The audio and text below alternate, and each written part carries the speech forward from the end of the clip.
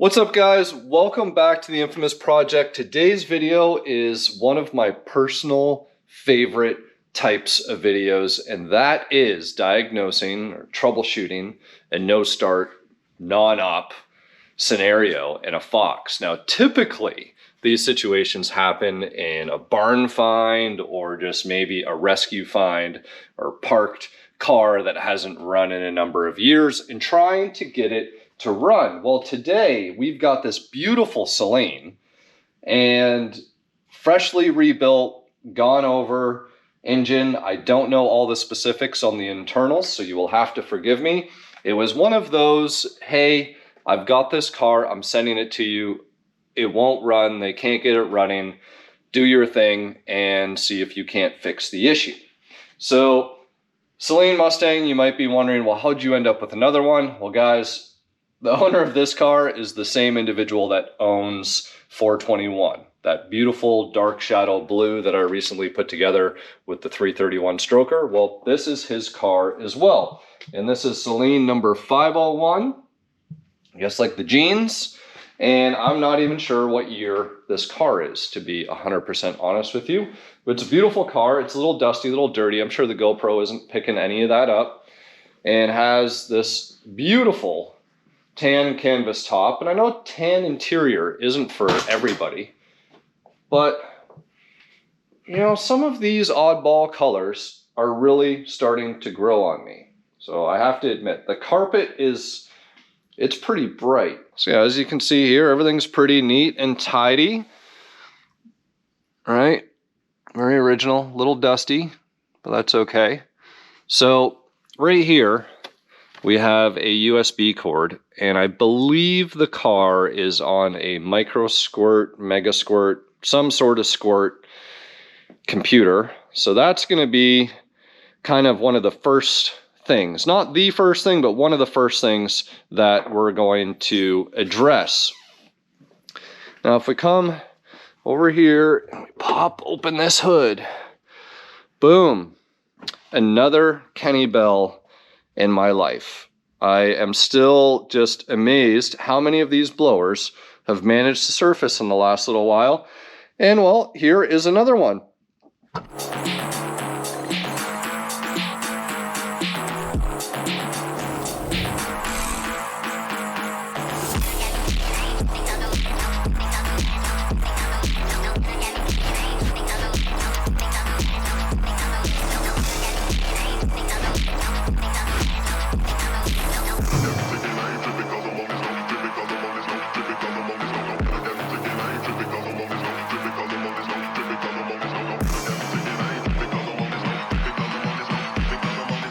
So my understanding here is that motor's freshly rebuilt.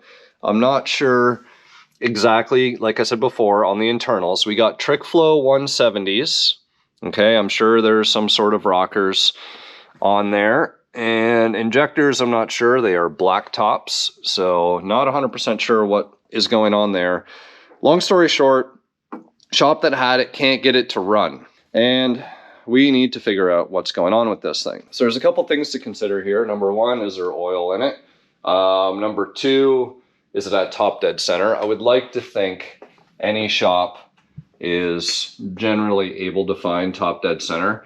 And based on the orientation of the TFI module, I want to say things look reasonably okay here. Now, just to double check, because I always say in many of my videos, never assume anything. Like, the weirdest stuff sometimes happens. So I started pulling plugs. Well, I pulled a plug out because I wanted to see what was going on. And the gap on this guy is like 20 thou, which is really tight. And I get it for a boosted application. Normally for every pound of boost, you're gonna go down a little bit and, you know, get the sweet spot based on the blower and based on the setup and everything else that you're doing. But I can tell you that this Kenne Bell right here, it's not like this thing is running 20 pounds or anything crazy.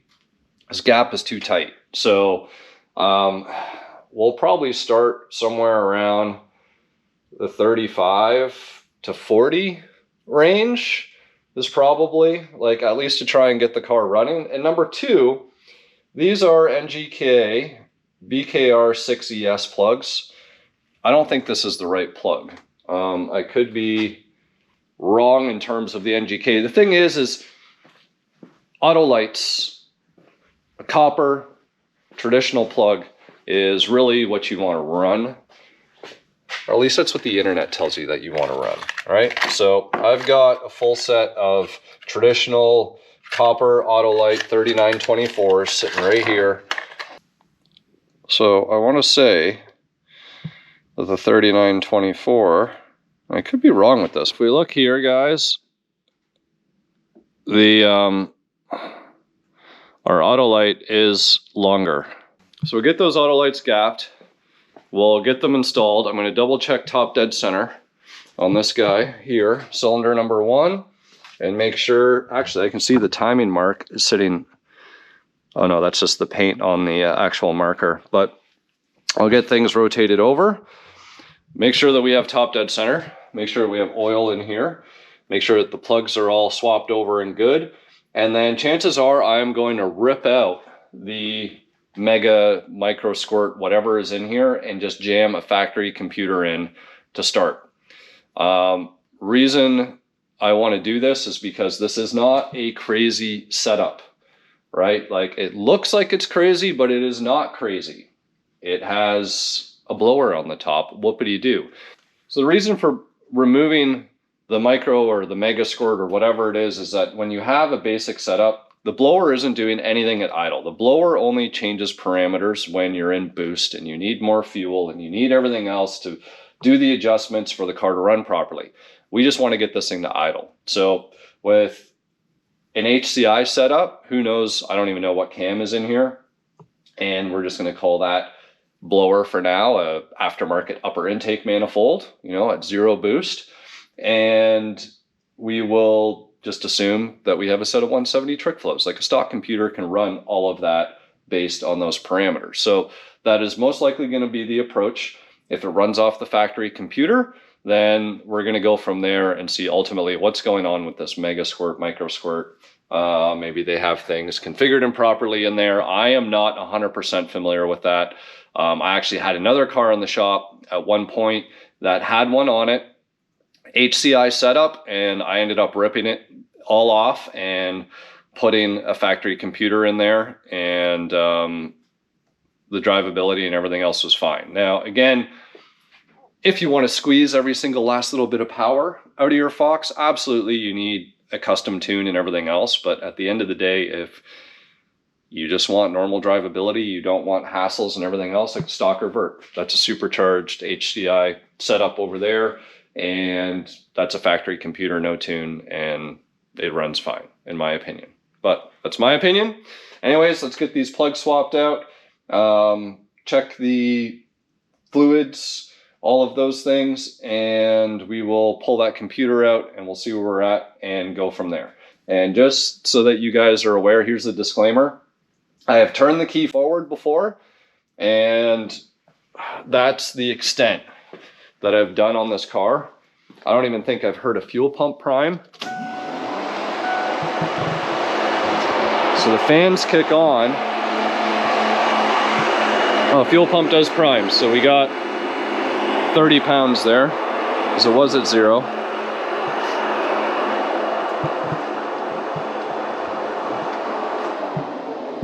But that's the extent. I have not tried to start this car with this setup as it is. It got delivered on a flatbed and pushed off the flatbed and pushed off into the shop here. And this is as far as it's gotten. So anyways, let's get swapping out plugs, check our top dead center, check the fluids, pull the computer, and see if this thing will fire up.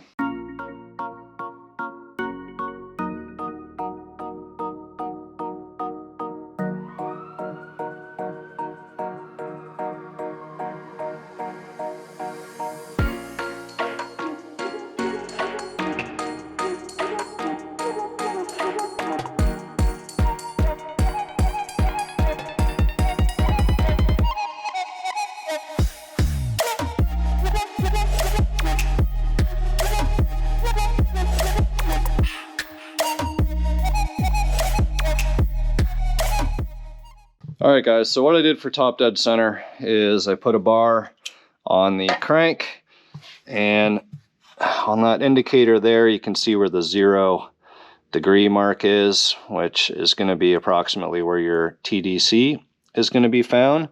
Now this is an aftermarket balancer, so some balancers will vary.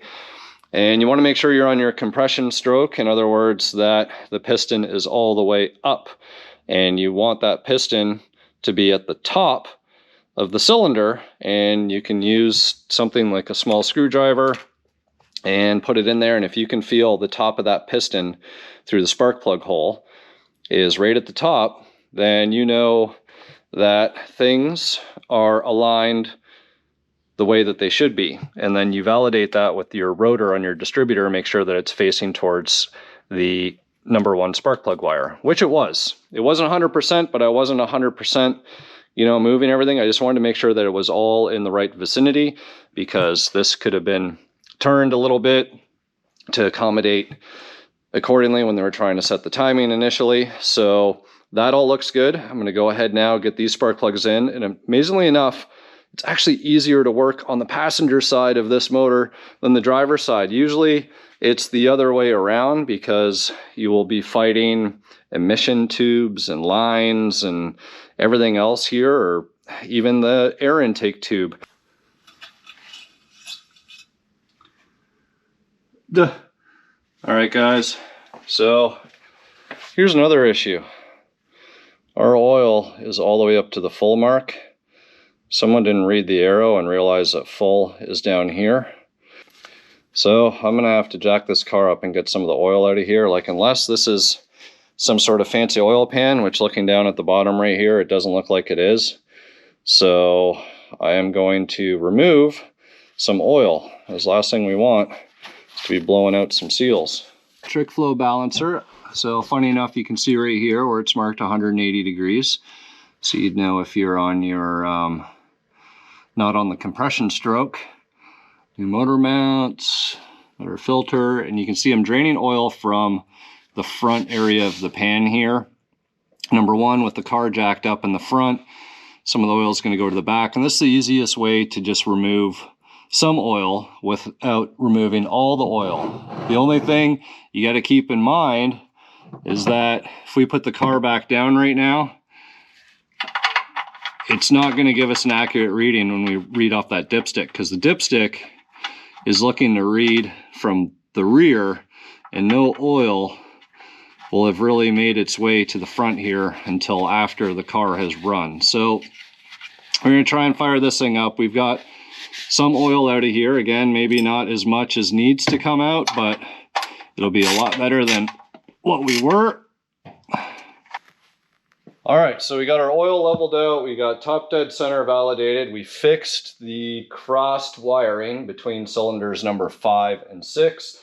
We have put the correct spark plugs in with the correct gap. And I did say before about putting a stock computer in. However, by the looks of it, this configuration is not running the factory map sensor. It's probably got a vacuum line going into the computer, which would mean I'd have to find the connector, put a factory map sensor in, and I think this one's got a different O2 sensor configuration as well. So what does that mean? That means I'm gonna try and just start this thing up now as it is, and let's see if it'll fire. So I know the other guys were messing around with it and trying their luck and doing everything, so I'm curious to see what happens.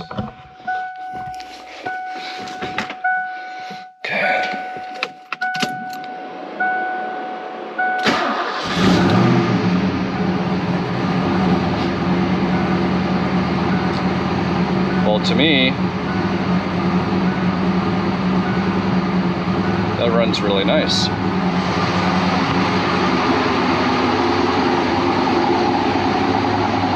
Can you imagine, guys, if this was just as simple as a crossed wire and the wrong plugs? Keep it simple.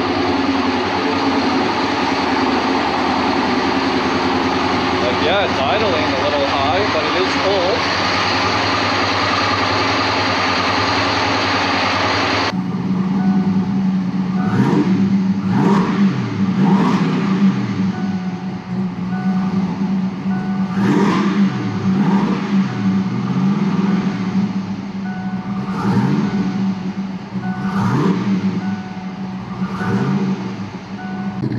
to come down a little bit, and really not missing a beat, sounding good. I'm going to take it out for a little test ride.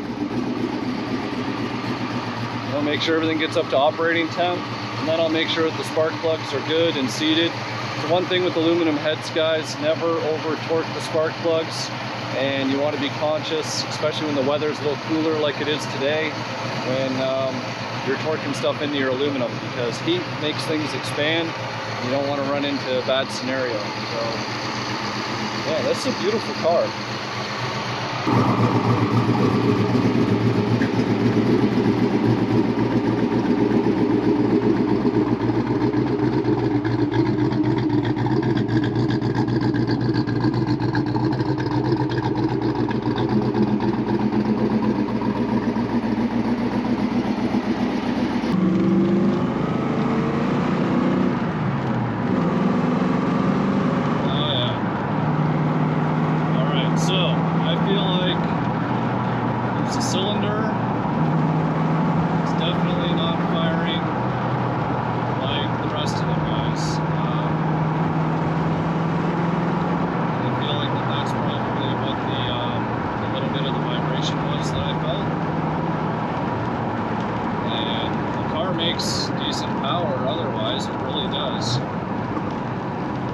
So instead of driving further than I need to, we're literally a quarter mile down the road here.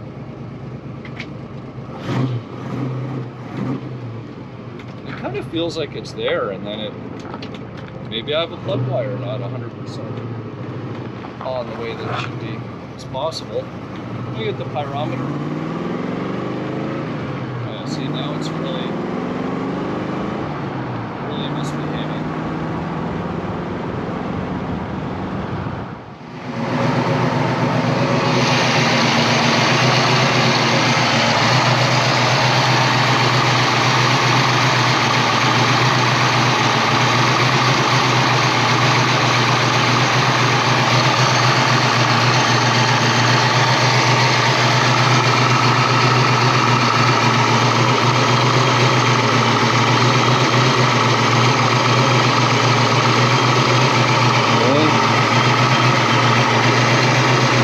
That cylinder is not firing very well. All right, so the car is now switched off, and using the pyrometer and going around, there was 2 cylinders that were running cooler than the rest of them on the exhaust ports. Can you guess which 2 cylinders they are? Number 5 and 6. Seems like there was a problem with those 2 cylinders, and maybe while they were messing around or playing around with stuff, they just crossed the wires. Because you got to remember, number 1 cylinder spark plug was not threaded in tight, so they were probably going through similar troubleshooting steps that I was going through. So the question now is, well, why aren't we getting proper fire out of those 2 cylinders? Clearly we have an issue here, which the plot thickens. We tried to keep things simple, and things are now getting a little bit more complex. So the next step that I'm going to want to do, which ultimately I've already taken the spark plugs out at this point, hoping for the quick and easy win, is spark plugs will come out again, and we'll do a compression test. And I'm going to be curious to know what the numbers on this side look like versus the numbers on that side. You know, I talked about earlier about putting the factory computer in. I don't really think that's going to be an issue. Like, we have a car that runs, a car that idles. To me, there seems to be an issue on the driver's side bank, and we need to sort that out. Now, could there be issues of maybe rockers or something valve train related? 100%. It's not really noisy in there, and that's a little concerning. Like, why is that whole bank running poorly? So I could try stuffing a factory computer in, and even with the codes we could see you know, if it's not reading O2s properly and it's not doesn't have the map sensor, it'll run in limp mode, but who knows, maybe it'll run a little bit better. So maybe I'll check into that. We'll see, maybe try it out. Otherwise, yeah, I'll be getting a laptop and trying to hook stuff up and seeing what we can do here.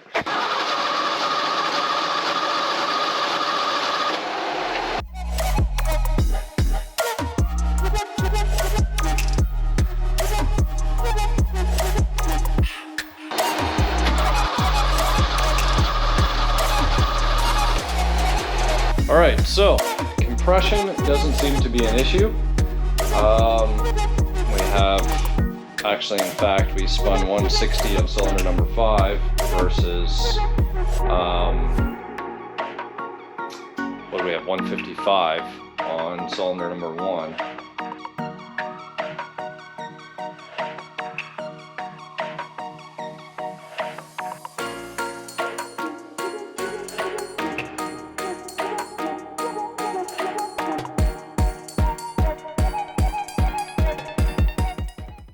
The way they have that harness routed and everything else, it's amazing that, you know, everything was in there the way that it was supposed to be.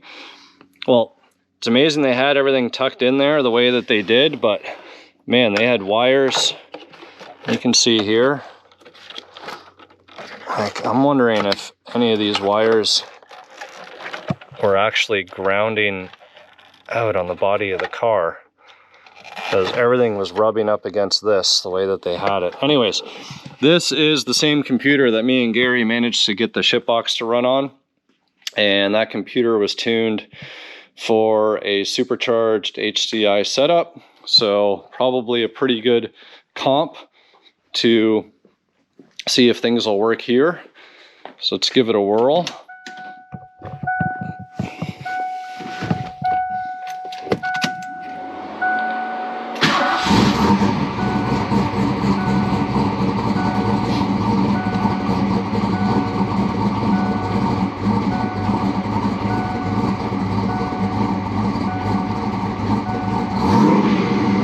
Oh my God, it's smooth.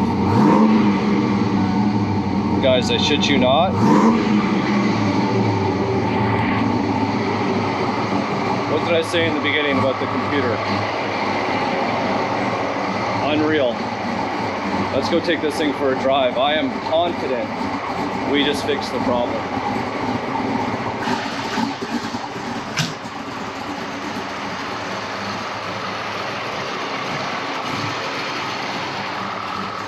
Now obviously the tune on this computer isn't for this setup, but like I said, not in boost, shouldn't matter.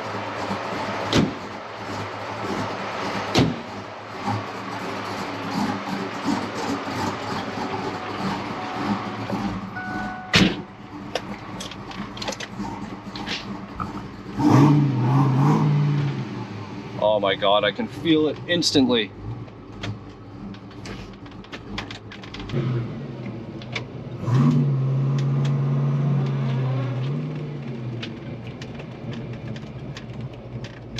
All right, guys, so the biggest thing here is that the car runs, starts, and I want to say performs okay on a stock computer before it realizes that there's no MAF and that there's no map.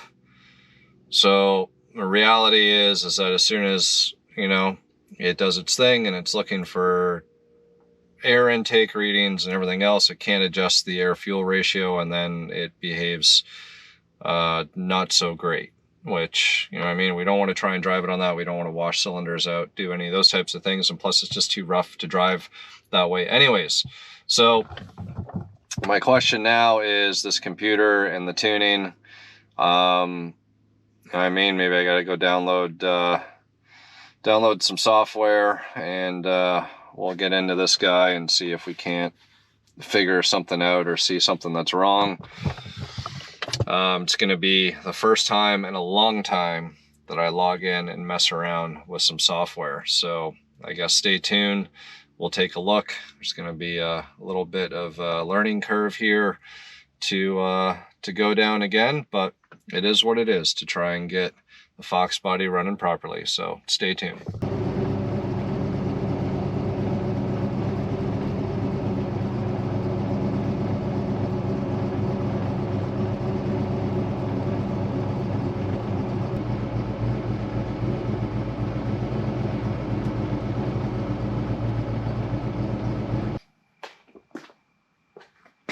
All right. So just doing trial and error, testing, everything else.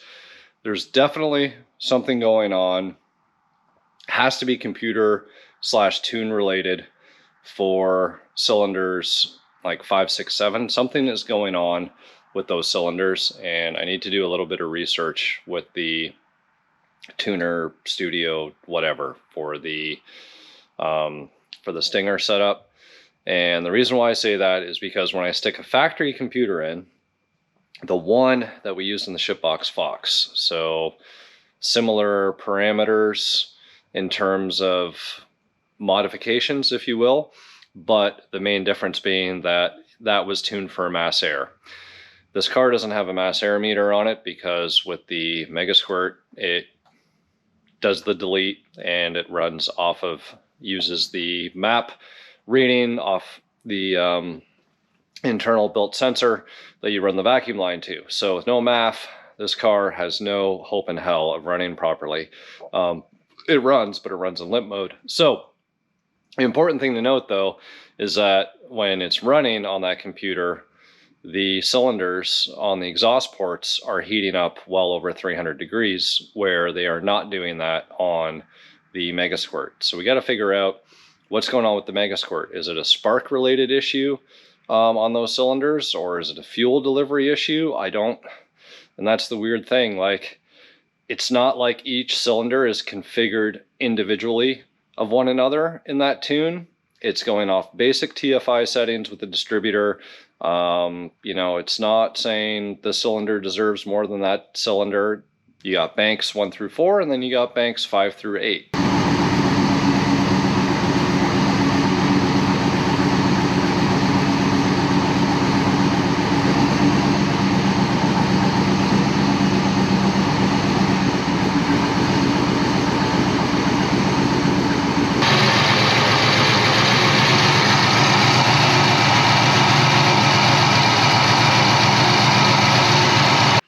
Alright guys, so I was just going through some more troubleshooting. I was up late last night doing my homework, doing my research and everything else.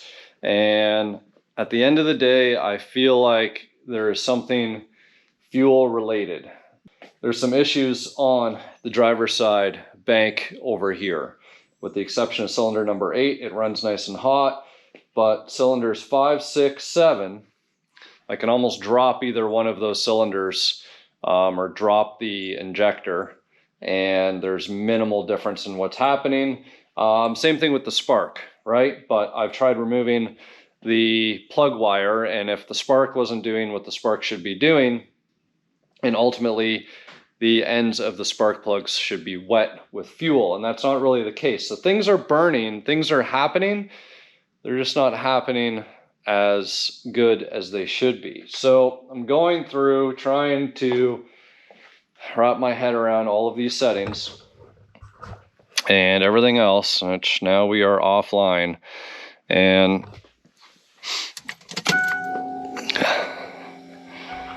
like, some of this could be pretty daunting for some, but I think we've all had computer training at some point or another. Well, hell, you guys are all watching a YouTube video right now, so at least you know how to turn your computer on. So I was in injector spark disabling mode here, and that was allowing me to turn injectors on and off while the car was running. So something else that we can go into is, where are we here? Output test mode injector spark. So in here, we have all of our different injectors, which I'm trying to figure this out. So we can actually say, you know, we want to try one injector and we'll do injector A. Injector A should be, so injector A should be cylinder number 1. If the ignition was on, you would actually hear it clicking. Actually, the ignition is on. So enable test mode. Right, so injector 1, if we say start,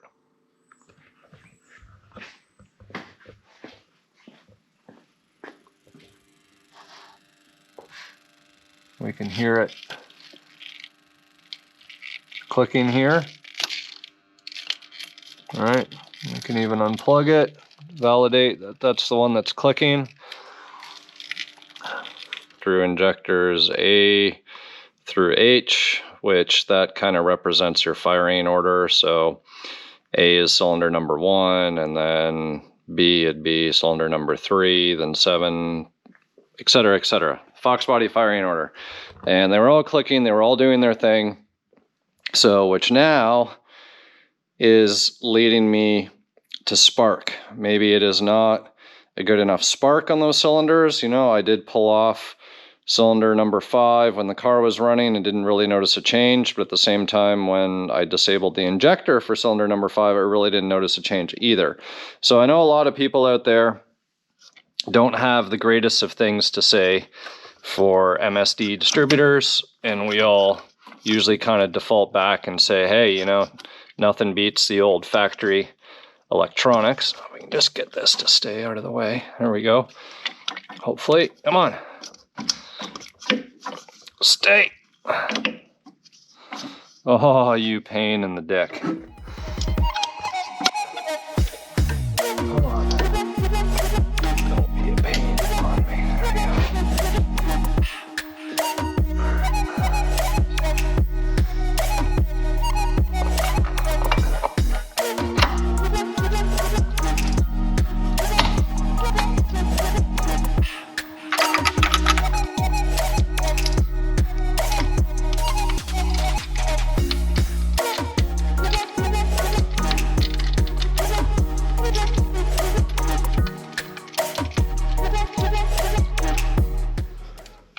Well guys, I think I got the car sorted out while you weren't looking, and honestly, I was sort of right from the beginning, going back to there's probably an issue with the Megasquirt ECU, and went through all those troubleshooting steps, and you know, I just thought maybe I was going crazy.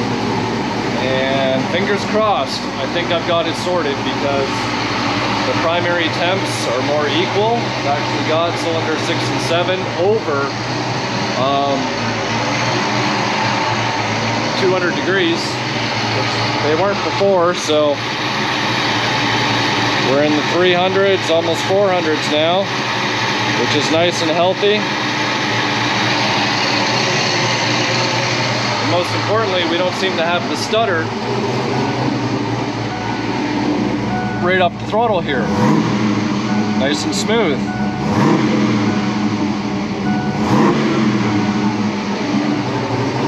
So, in fact, I'll shut the car off before I fumigate myself.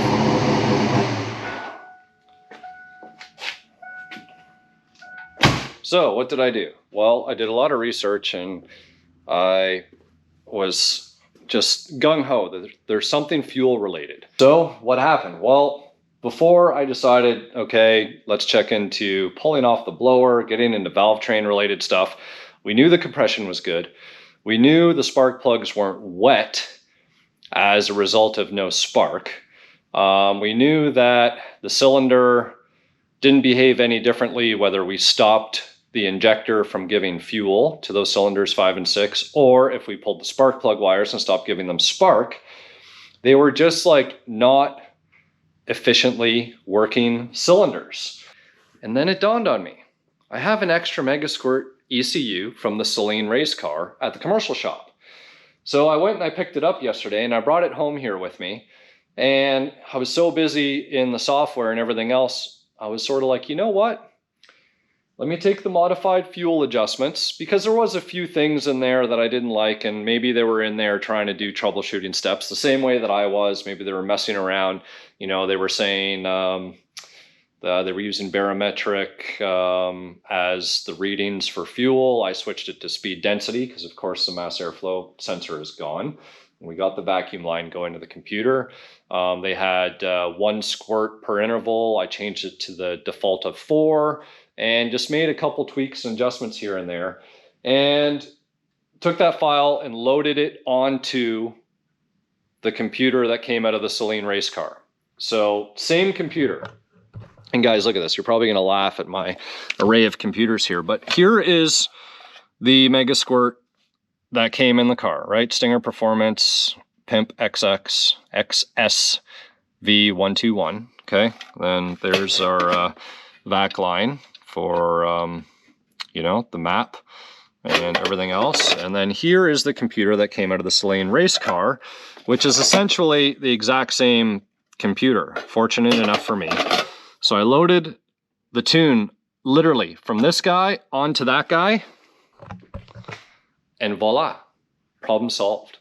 So whether there's a connection issue, and it very well could be a bad connection in the pins, not giving full pulse to the injectors on those cylinders, or something else in here that is off, but that computer works. So I really want to go and drive the car and validate everything. However, it's been raining today, the roads are still wet, it's dark outside. Last thing I need is something happening to this beautiful car.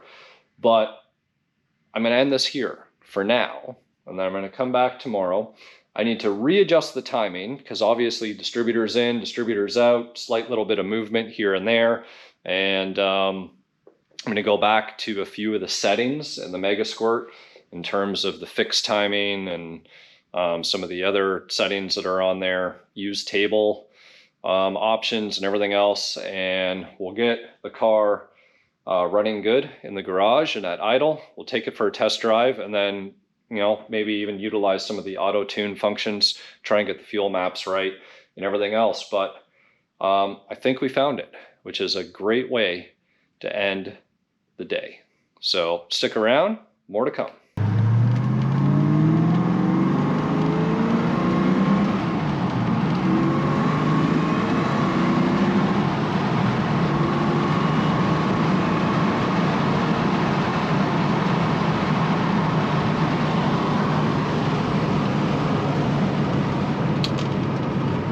Guys, here we are, next day out in the Saleen, and it is running beautifully.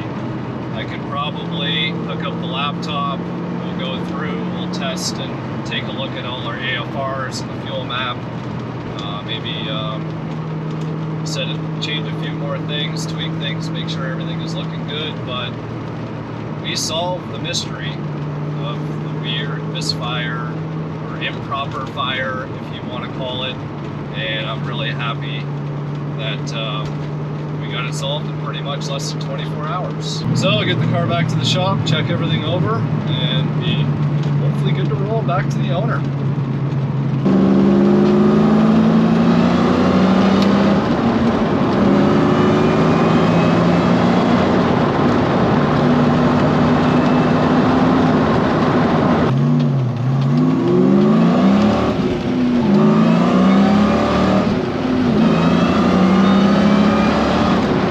All right, guys, made it back to the shop. Really happy with the outcome with this car, going through the troubleshooting steps and everything else. I am going to go through and put my student cap on and do a little bit more research and reading, going through the settings in the Megasquirt so I can really get this thing dialed in the way that it needs to be. Of course, when you're dealing with boost, you always want to make sure that you have good AFRs. We don't need detonation. We don't need melting pistons or anything else on this. But for a base, we're definitely in a really good position now. No more intermittent fire or inappropriate fire. It wasn't a full misfire. It just wasn't a correct fire in a couple of the cylinders, right? So ultimately what the cause with the Megasquirt is, who knows? Computer will probably, I don't know, maybe end up in the trash unless somebody wants it. And we'll keep the one that we know is working in the car. And that'll be it for Saleen. I don't know what year it is, but it is number 501. So another one on the street and ready to have some fun. Maybe once I go through, because I don't want to bore you guys with trying to go through all the Megasquirt settings and everything else. There's lots of videos and stuff out there, but maybe I'll get the car all cleaned up and, you know, maybe do a little bit of a feature on it. And I'll get more details so I can share with you guys specifics, because I don't have any of them. The only specifics that I know is what I've shown you guys and what's visible to my eye and what I've witnessed. You know, it's just sort of like, here's my car, it's not running right, fix it. And well, there you go, I fixed it. So until next time, we'll catch you back here on the Infamous Project.